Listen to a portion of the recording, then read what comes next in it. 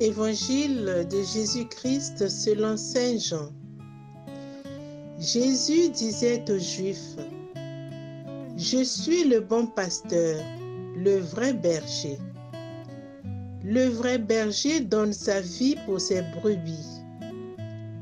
Le berger mercenaire, lui, n'est pas le pasteur, car les brebis ne lui appartiennent pas. S'il voit venir le loup, il abandonne les brebis et s'enfuit. Le loup s'en empare et les disperse. Ce berger n'est qu'un mercenaire, et les brebis ne comptent pas vraiment pour lui. Moi, je suis le bon pasteur. Je connais mes brebis et mes brebis me connaissent, comme le Père me connaît et que je connais le Père, et je donne ma vie pour mes brebis. J'ai encore d'autres brebis qui ne sont pas de cette bergerie. Celles-là aussi, il faut que je les conduise. Elles écouteront ma voix. Il y aura un seul troupeau et un seul pasteur. Le Père m'aime parce que je donne ma vie pour la reprendre ensuite. Personne n'a pu me l'enlever. Je la donne de moi-même. J'ai le pouvoir de la donner et le pouvoir de la reprendre. Voilà le commandement que j'ai reçu de mon Père. Acclamons la parole du Seigneur.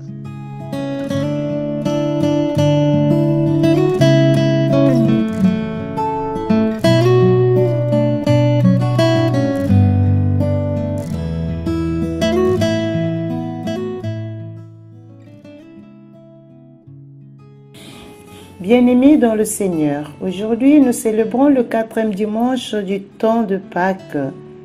Ce dimanche du temps pascal est appelé dimanche du bon pasteur parce que la liturgie met sous nos yeux les passages bibliques qui font référence à cette image chère à la tradition juive que Jésus s'est appliquée à lui-même.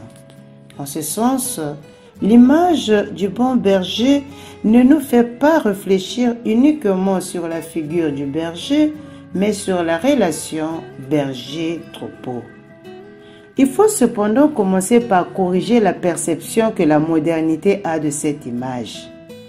Dans notre monde, désormais loin d'être rural, l'image du troupeau est essentiellement négative.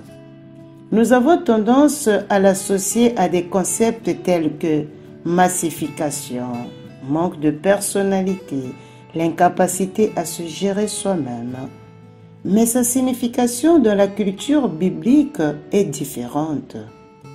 Tout d'abord, il faut tenir compte du fait que l'économie du peuple d'Israël était précisément centrée sur l'élevage des moutons. Le terrain de la Judée est caractérisé par la rareté de l'eau et la présence importante de déserts pierreux. Il est donc peu propice à l'agriculture. Alors, il se prête à l'élevage des moutons. Les moutons étaient littéralement de l'or sur 4 pattes. Pour cette raison, être comparé à un troupeau signifiait être considéré comme le bien le plus précieux qui devait cependant être défendu. En effet, le besoin permanent de trouver un terrain favorable au milieu de ces terres désolées poussait les bergers à s'aventurer au milieu des lieux habités par des animaux sauvages. Ceux qui ont eu l'occasion d'interagir avec des moutons se sont rendus compte qu'ils ne sont pas exactement bons. Ils sont têtus, parfois même agressifs, chargeant de leur tête ceux qu'ils considèrent comme des ennemis. Ils ont besoin de se défendre car leur structure physique est plus faible que celle de leurs ennemis, équipés de griffes et de grocs à serrer. Voilà que le bon berger est celui qui rend possible non seulement la satisfaction de ses désirs, l'air fraîche, mais aussi la défense face aux maux qui lui échappent. Il n'est cependant pas présenté comme un agent extérieur qui se contente de gérer les limites du troupeau. Il connaît les brebis une à une et elles connaissent sa voix.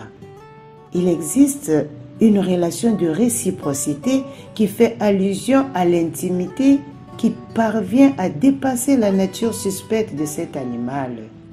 Mais ce rapport s'étend aussi horizontalement.